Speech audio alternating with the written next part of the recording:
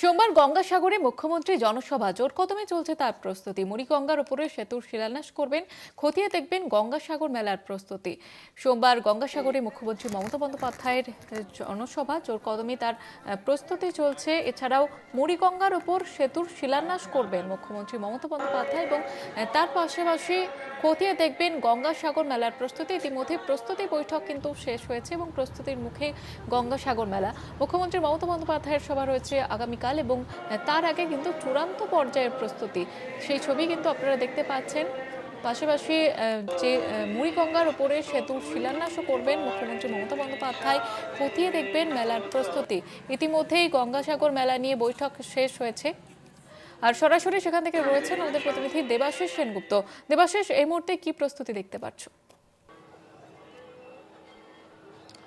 দেখো, এই মুহূর্তে আমরা বলবো, আমার ক্যামেরা লালটুকে বলবো দেখানোর জন্য যে এই মুহূর্তে কপিল মুনি আশ্রম, যেখানে কেন্দ্র করে উন্মাদনা, এখানে প্রচুর মানুষ হবে কারণ এবার কুম্ভ নেই, সেখানে সন্ধ্যা আরতি চলছে এবং আগামীকাল অর্থাৎ 5 তারিখ এখানে মুখ্যমন্ত্রী আসবেন, তিনি এখানে শিলান্যাস করবেন সেতুর।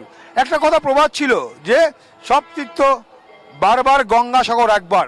তার মূল কারণটাই হচ্ছে যে গঙ্গাসাগরকে কেন্দ্র করে কেন, কারণটা হচ্ছে দুর্গম, এই যাতায়াতের রাস্তা দুর্গম এবং সেই দুর্গম জায়গা থেকেই কিন্তু সেখানে কিন্তু এই দুর্গম বলেই কিন্তু মানুষ সেখানে আসতে পারতো না। যদিও 2011 সালে ক্ষমতায় আসার পর মুখ্যমন্ত্রী মমতা বন্দ্যোপাধ্যায় এই গঙ্গাসাগর প্রাঙ্গণকে কিন্তু ঢেলে সাজিয়েছে।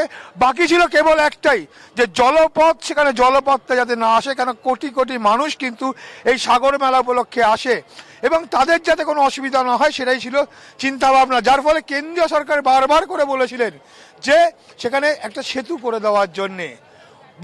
বারবার চিঠি লেখা, বারবার বলা, আশ্বাস দেওয়া সত্ত্বেও কেন্দ্রীয় সরকার কিছু করেনি। অবশেষে মুখ্যমন্ত্রী মমতা বন্দ্যোপাধ্যায় নিজেই ঠিক করেছেন রাজ্যের এই সীমাবদ্ধ ক্ষমতার মধ্যে রাজ্য সরকার নিজেই কিন্তু করবে এই সেতু।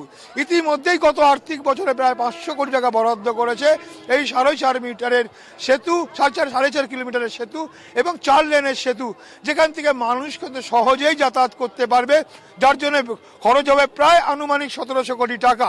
এবং এইটা হলেই কিন্তু বলা যেতে পারে যে প্রভাব ছিল যে সব তীর্থ বারবার, গঙ্গাসাগর একবার, সেই দুর্গম কাটবে। অর্থাৎ সেই জল এবং স্থল একমাত্র জায়গা যেখানে গঙ্গাসাগরে আসতে গেলে প্রয়োজন হয়। আমি সরাসরি চলে যাবো আমাদের স্থানীয় প্রতিনিধি যে আছে কোয়েলের কাছে।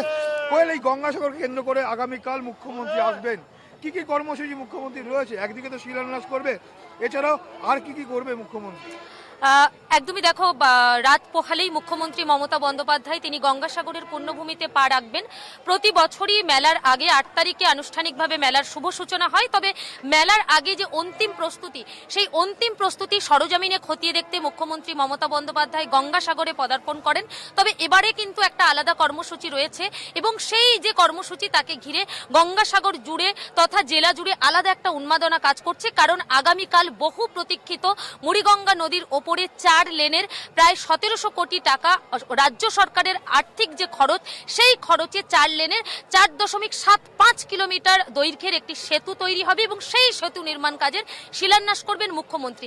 ঠিক তার পাশাপাশি মুখ্যমন্ত্রীর এই সফরের যে অঙ্গ হিসেবে তিনি যেটা প্রতি বছরই করেন, এই সময়টা গঙ্গাসাগরে এসে এই যে কপিলমুনি মন্দির, সেই মন্দিরে তিনি পুজো দেবেন এবং তার পাশাপাশি আমরা যেমনটা খবর পাচ্ছি যে স্থানীয় ভারত সেবাশ্রম সংঘ, সেখানে তিনি যাবেন এবং ভারত সেবাশ্রম সংঘের মহারাজ নিমাই মহারাজ তার সঙ্গে কথা বলবেন। তবে শুধুমাত্র গঙ্গাসাগর সেতু নয়, গঙ্গাসাগর সেতুর পাশাপাশি জেলার একাধিক রাজ্য সরকারের যে উন্নয়নমূলক প্রকল্প রয়েছে, সেই প্রকল্পেরও কিন্তু শিলান্যাস করবেন মুখ্যমন্ত্রী। প্রত্যেক বছর দেখো এখানে মেলা প্রাঙ্গণ বিভিন্নভাবে সেজে ওঠে, এইবারও কি ব্যবস্থা রয়েছে সাধারণ মানুষের জন্য, কি কি ব্যবস্থা রয়েছে? একদমই দেখো, একদিকেই গঙ্গাসাগর মেলাকে ঘিরে যেমন একটা উৎসবমুখর হয়ে ওঠে সমগ্র সাগর দ্বীপ। একেবারে আমরা যদি দেখি নামখানা পয়েন্ট কিংবা কচুবেড়িয়া লট নাম্বার 8, তার সাথে মূল মেলা প্রাঙ্গণ তো রয়েছে। রং বেরঙের আলোকমেলায় সেজে ওঠে মন্দির থেকে শুরু করে একেবারে মেলা প্রাঙ্গণের চারিদিক। ঠিক তার পাশাপাশি বিভিন্ন দেশের যে বিভিন্ন রাজ্য থেকে পুণ্যার্থীরা তারা আসবেন, সেখানে তাদের জন্য এ রাজ্যে অর্থাৎ পশ্চিম বাংলায় যে সমস্ত তীর্থস্থানগুলো রয়েছে, যে সমস্ত অন্যতম খুব বিখ্যাত মন্দির রয়েছে, যেমন কালীঘাট মন্দির, দক্ষিণেশ্বরের মন্দির, তার পাশাপাশি এখন একেবারে কিন্তু মানুষের মূল আকর্ষণের কেন্দ্রবিন্দু, অন্যতম যে পর্যটন কেন্দ্র দীঘা, সেটা এখন তীর্থ পর্যটন কেন্দ্রে পরিণত হয়েছে। কারণ দীঘাতে রাজ্য সরকারের যে নতুন যে তাদের উদ্ভাবনা এবং নতুন যে মন্দির প্রতিস্থাপন করা হয়েছে, সেখানে জগন্নাথ মন্দির, সেই জগন্নাথ গাড়ি বা পরিবহন ব্যবস্থা সেখানে এখানে নিরাপত্তার ব্যবস্থা কি করে? একদমই দেখো, নিরাপত্তার ব্যবস্থা, ত্রিস্তরীয় নিরাপত্তার ব্যবস্থা রাখা হয়েছে। কারণ একেবারে 1 কোটিরও বেশি পুণ্যার্থীর সমাগম ঘটবে যেমনটা মনে করছেন প্রশাসন। কারণ এবছর কুম্ভ নেই, কুম্ভ না থাকার কারণে রেকর্ড সংখ্যক ভিড় হতে পারে। সেই রেকর্ড সংখ্যক ভিড় সামাল দিতে এবং নিরাপত্তার কথা মাথায় রেখে প্রশাসনের তরফে একাধিক ব্যবস্থা গ্রহণ করা হয়েছে, বলা যেতে পারে ত্রিস্তরীয় ব্যবস্থা। কেন বলছি ত্রিস্তরীয় ব্যবস্থা? কারণ জলপথ, স্থলপথ এবং আকাশপথে ত্রিস্তরীয় কিন্তু নিরাপত্তা রয়েছে। ড্রোন উড়িয়ে যেমন নিরাপত্তার বিষয়টা নজর রাখা হবে, তার পাশাপাশি সিসি ক্যামেরার মাধ্যমে প্রায় 1200-রও ওপরে সিসি ক্যামেরা ব্যবহার করা হচ্ছে একেবারে কিন্তু নামখানা, কচুবেড়িয়া, লট নাম্বার 8 এবং এই মূল মেলা প্রাঙ্গণ। তার পাশাপাশি জলপথে সেখানে কিন্তু এনডিআরএফ থেকে শুরু করে একেবারে যে সিভিল ডিফেন্স, তার সাথে উপকূলরক্ষী বাহিনীর হোভারক্রাফট থেকে শুরু করে স্পিড বোট, অন্যদিকে পুলিশের এফআইবি বোট, তারাও কিন্তু 24 ঘন্টা এই জলপথের ওপর নজর রাখবে। কারণ তুমি জানো যে এই যে মুড়িগঙ্গা নদী বা নামখানা পয়েন্ট থেকে যে পুণ্যার্থীরা আসবে, এই মুড়িগঙ্গা নদী বা হাতানিয়া দোয়ানিয়া নদী, যে নদীপথটা পার করে পুণ্যার্থীরা মূল যেই বিচ্ছিন্ন দ্বীপ গঙ্গাসাগরের প্রাঙ্গণে এসে উপস্থিত হবেন, সেই জলপথটা কিন্তু ভারত বাংলাদেশ আন্তর্জাতিক জলপথ। অর্থাৎ সেখানকার নিরাপত্তা কিন্তু কয়েক গুণ মেলাকে কেন্দ্র করে বাড়ানো হয়েছে। অর্থাৎ বোঝাই যাচ্ছে গঙ্গাসাগর মেলা শুধু সময়ের অপেক্ষা। 8ই জানুয়ারি থেকে মেলা শুরু হচ্ছে, তার আগে আগামীকাল মুখ্যমন্ত্রীর সফর। মেলার যেমন একটা প্রস্তুতি রয়েছে, উৎসবমুখর হয়ে উঠেছে, পাশাপাশি একেবারে কিন্তু এই যে গঙ্গাসাগর সেতু, সেই সেতুর হচ্ছে শিলান্যাস করবেন, সেতু নির্মাণ কাজের সবকিছু মিলিয়ে নিরাপত্তা এবং তার সাথে সাথে কিন্তু যাবতীয় যে অন্তিম প্রস্তুতি একেবারে চূড়ান্ত বলা যেতে পারে। প্রস্তুতি পর্ব একদম শেষ লগ্নে, যে কথা শুনছিলাম কোয়ালের মুখে, এবং নিরাপত্তা যেমন রয়েছে, 24 ঘন্টা কন্ট্রোল রুম রয়েছে। অর্থাৎ মুখ্যমন্ত্রী মমতা বন্দ্যোপাধ্যায়ের বক্তব্য, কোনো মানুষের যারা পুণ্যার্থী আসবে, বিভিন্ন রাজ্য থেকে যারা আসবেন, তাদের যাতে কোনো অসুবিধা না হয় এবং কি কথা মাথায় রেখে প্রত্যেকটা দুর্ঘটনা না ঘটুক এমনটাই কাম্য। প্রত্যেকের জন্য থাকছে বিমার ব্যবস্থা। এছাড়াও যাতে প্রত্যেকটা মানুষের যাতে কোনো অসুবিধা না হয়, নিজের রাজ্যের যে মন্ত্রীদের স্পেসিফিক দায়িত্ব দিয়ে দেওয়া হয়েছে যে তারা কে কোন কাজ করবে আর কে কোন কাজ করবে তা কিন্তু পুঙ্খানুপুঙ্খ দেখার জন্যেই আগামীকাল অর্থাৎ 5 তারিখে মুখ্যমন্ত্রী আসছে, যে তিনি যা কাজ দিয়েছিলেন সেই কাজ ঠিকমতো হয়েছে কিনা। কারণ লক্ষ লক্ষ কিন্তু পুণ্যার্থী এখানে আসবে, বিভিন্ন রাজ্য থেকে মানুষ আসবে, তাদের যাতে কোনো অসুবিধা না হয়। কারণ মুখ্যমন্ত্রী মমতা বন্দ্যোপাধ্যায়ের দৃষ্টিভঙ্গি যাতে কোনো মানুষের অসুবিধা না হয়, ধর্ম যার উৎসব সবার। এবং সেই জায়গায় দাঁড়িয়ে বারবার করে মুখ্যমন্ত্রী মমতা বন্দ্যোপাধ্যায় এই গঙ্গাসাগর মেলাকে জাতীয় উৎসব করার কথা বলেছিলেন, কিন্তু কেন্দ্রীয় সরকার সেটা মানেনি। অথচ কুম্ভ মেলায় তারা কেন্দ্রীয় সরকার পয়সা দিলেও কিন্তু এই মেলাকে, যেখানে কোটি কোটি মানুষ আসে, এই বলা যেতে পারে এই গঙ্গাসাগর একটা পর্যটন কেন্দ্র তৈরি হয়েছে মুখ্যমন্ত্রী মমতা বন্দ্যোপাধ্যায়ের প্রচেষ্টায়, সে জায়গায় কেন্দ্রীয় সরকার কোনো মতে কোনো অনুদান দেয় না। অথচ রাজ্য থেকে তারা টাকা তুলে নিয়ে যাচ্ছে, বিভিন্ন শেষের টাকা তুলে নিয়ে যাচ্ছে, রাজ্যকে দিচ্ছে না। এবং সেই জায়গা থেকে কিন্তু আক্ষেপ করে বলেছিলেন এবং কেন্দ্রের কাছে তিনি দাবি জানিয়েছিলেন অন্তত এই মেলাকে অন্তত জাতীয় মেলা ঘোষণা করা হোক, কিন্তু কেন্দ্রীয় সরকার তা করেনি। অর্থাৎ বঞ্চনা কেবলমাত্র বিভিন্ন প্রকল্পে নয়, বঞ্চনা কিন্তু এসব জায়গায় করছে কেন্দ্রীয় সরকার। রাজ্য থেকে টাকা তুলে নিয়ে যাচ্ছে, দিচ্ছেন না।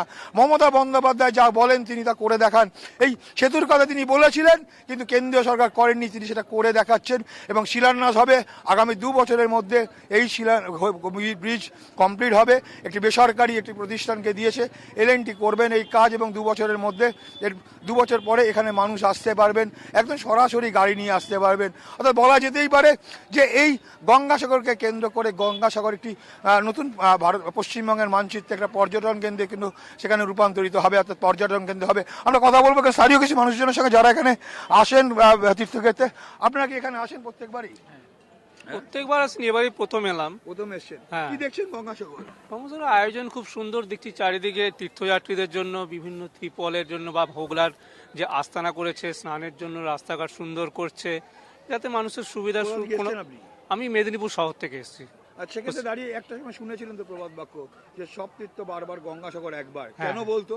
তখন তীর্থযাত্রীদের আসতে খুব কষ্ট হতো, এখন রাস্তা অনেক সুগম হয়েছে, আরো সুগম করার ব্যবস্থা করছে প্রশাসন। মুখ্যমন্ত্রীর প্রচেষ্টাকে কিভাবে দেখছেন আপনারা?